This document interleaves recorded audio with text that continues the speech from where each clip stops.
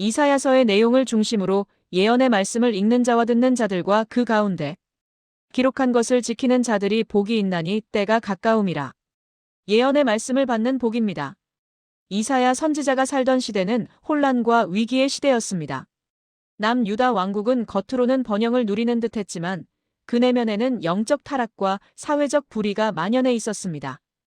이사야 1장 2절부터 3절을 보면 하늘이여 들으라, 땅이여 귀를 기울이라, 여호와께서 말씀하시기를 내가 자식을 양육하였거늘 그들이 나를 거역하였도다. 소는 그 임자를 알고 나귀는 그 주인의 구유를 알건만은 이스라엘은 알지 못하고 나의 백성은 깨닫지 못하는도다라는 하나님의 탄식이 담겨 있습니다.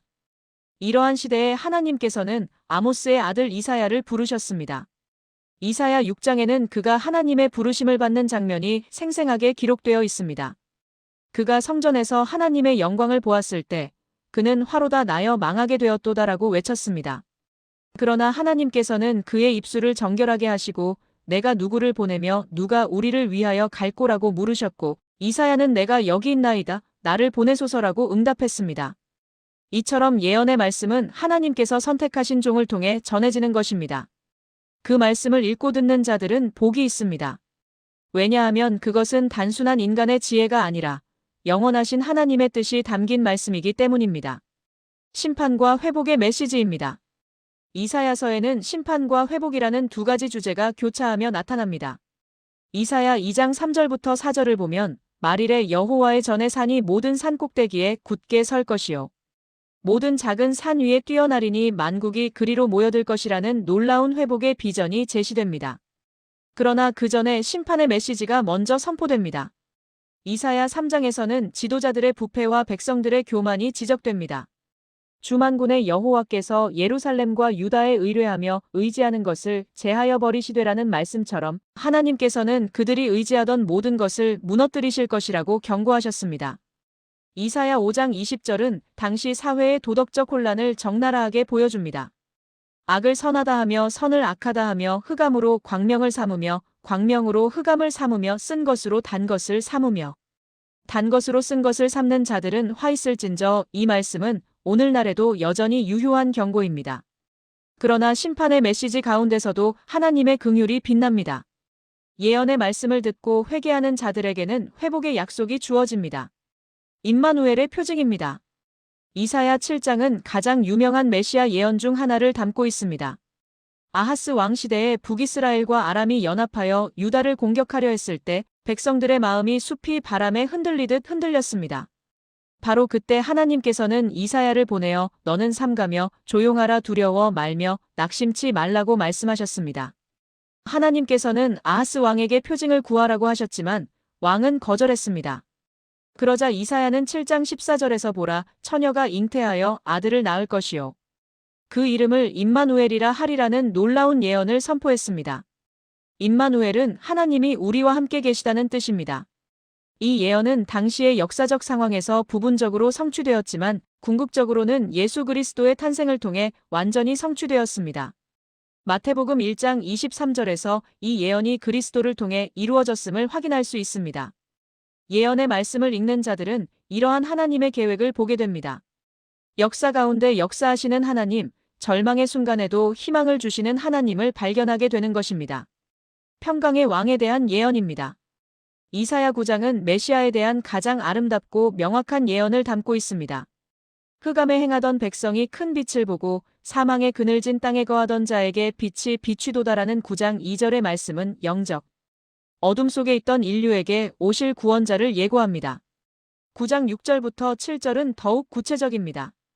이는 한 아기가 우리에게 낳고 한 아들을 우리에게 주신 바 되었는데 그 어깨에는 정사를 메었고 그 이름은 기묘자라 모사라 전능하신 하나님이라 영존하시는 아버지라 평강의 왕이라 할 것임이라 그 정사와 평강이 더함이 무궁하며 또 다윗의 위에 앉아서 그 나라를 굳게 세우고 자금 이후 영원토록 공평과 정의로 그것을 보존하실 것이라. 이 예언은 단순히 한 왕의 탄생을 예고하는 것이 아닙니다. 신성과 인성을 동시에 가지신 분, 영원한 평강을 가져오실 분에 대한 예언입니다. 이 말씀을 듣는 자들은 어떤 어둠 속에서도 소망을 잃지 않을 수 있습니다. 왜냐하면 평강의 왕께서 반드시 오실 것이기 때문입니다. 이새의 줄기에서 나올 싹입니다. 이사야 11장은 메시아의 성품과 그의 나라에 대해 더욱 상세히 예언합니다. 이새의 줄기에서 한 싹이 나며 그 뿌리에서 한 가지가 나서 결실할 것이요라는 11장 1절의 말씀은 다윗의 가문에서 구원자가 나올 것을 예고합니다. 11장 2절부터 5절은 메시아께 임할 성령의 7가지 특성을 설명합니다. 여호와의 신 곧 지혜와 총명의 신이요 모략과 재능의 신이요 지식과 여호와를 경외하는 신이 그 위에 강림하시리니 이 말씀은 오실 메시아께서 완전한 지혜와 능력으로 다스리실 것을 보여줍니다. 더욱 놀라운 것은 11장 6절부터 9절에 나타난 메시아 왕국의 평화입니다. 그때에 이리가 어린 양과 함께 거하며 표범이 어린 염소와 함께 누우며 송아지와 어린 사자와 살찐 짐승이 함께 있어 어린 아이에게 끌리며 이것은 죄로 인해 깨어진 창조 질서가 완전히 회복될 것을 상징합니다. 예언의 말씀을 지키는 자들은 이러한 미래를 바라보며 현재를 살아갑니다. 비록 지금은 고난과 혼란이 있어도 궁극적으로는 완전한 평화가 임할 것을 믿는 것입니다. 구원의 날과 회복입니다. 이사야서의 후반부는 위로와 회복의 메시지로 가득합니다. 특히 40장부터 시작되는 내용은 바벨론 포로기를 겪을 백성들에게 주시는 하나님의 위로입니다. 이사야 40장 1절은 너희는 위로하라 내 백성을 위로하라 너희 하나님이 말씀하시느니라로 시작합니다. 심판 이후에 오는 것은 하나님의 위로입니다. 40장 3절부터 5절은 외치는 자의 소리여 가로되 너희는 광야에서 여호와의 길을 예비하라 사막에서 우리 하나님의 대로를 평탄케 하라고 선포합니다. 이 말씀은 후에 세례 요한의 사역을 통해 성취되었습니다. 40장 31절은 많은 이들에게 힘을 주는 말씀입니다. 오직 여호와를 앙망하는 자는 새 힘을 얻으리니 독수리의 날개치며 올라감 같을 것이요 다른 박질하여도 곤비치 아니하겠고 걸어가도 피곤치 아니하리로다. 예언의 말씀을 듣는 자들은 이러한 능력을 경험하게 됩니다. 42장과 49장에는 여호와의 종에 대한 예언이 나타납니다. 이 종은 궁극적으로 예수 그리스도를 가리키며 그를 통해 모든 민족이 구원받게 될 것입니다. 고난받는 종의 예언입니다. 이사야 53장은 구약 성경 중 가장 명확하게 메시아의 고난을 예언한 장입니다. 그는 실로 우리의 질고를 지고 우리의 슬픔을 당하였거늘 우리는 생각하기를 그는 징벌을 받아서 하나님에게 맞으며 고난을 당한다 하였노라는 53장 4절의 말씀은 그리스도의 대속적 고난을 정확히 보여줍니다. 53장 5절부터 6절은 더욱 구체적입니다. 그가 찔림은 우리의 허물을 인함이요 그가 상함은 우리의 죄악을 인함이라. 그가 징계를 받음으로 우리가 평화를 누리고 그가 채찍에 맞음으로 우리가 나음을 입었도다. 우리는 다 양 같아서 그릇 행하여 각기 제 길로 갔거늘 여호와께서는 우리 무리의 죄악을 그에게 담당시키셨도다. 이 예언은 예수 그리스도께서 십자가에서 우리의 죄를 대신 지심으로써 완전히 성취되었습니다. 사도행전 8장에서 에디오피아 내시가 이 말씀을 읽다가 빌립의 설명을 듣고 예수님을 영접한 것처럼 이 예언을 깨닫는 것은 구원에 이르는 지식입니다. 53장 12절은 이러므로 내가 그로 존귀한 자와 함께 분깃을 얻게 하며 강한 자와 함께 탈취한 것을 나누게 하리니라고 선포하며 고난 이후의 영광을 예언합니다. 새 하늘과 새 땅의 약속입니다. 이사야 65장과 66장은 궁극적인 회복과 새 창조에 대한 비전을 제시합니다. 65장 17절은 보라 내가 새 하늘과 새 땅을 창조하나니 이전 것은 기억되거나 마음에 생각나지 아니할 것이라고 선포합니다. 이 새로운 창조에서는 모든 슬픔과 고통이 사라집니다. 65장 20절부터 22절은 장수와 번영이 있을 것을 약속하며 25절은 이리와 어린 양이 함께 먹을 것이며 사자가 소처럼 풀을 먹을 것이며라고 하여 11장의 평화의 비전을 다시 확인합니다. 66장 2절에서 하나님은 나의 손이 이 모든 것을 지었으므로 그들이 다 생겼느니라 나 여호와의 말이니라 물은 마음이 가난하고 심령에 통회하며 나의 말을 인하여 떠는 자 그 사람은 내가 권고하려니와라고 말씀하십니다. 결국 하나님께서 찾으시는 것은 겸손하게 그의 말씀 앞에 떠는 자입니다. 예언의 말씀을 읽고 듣고 지키는 자들은 이러한 영원한 소망을 품고 살아갑니다. 예언 성취의 확실성입니다. 이사야 46장 9절부터 11절은 하나님의 예언이 반드시 성취될 것을 선포합니다. 너희는 옛적 일을 기억하라. 나는 하나님이라. 나 외에 다른 이가 없느니라. 나는 하나님이라. 나 같은 이가 없느니라.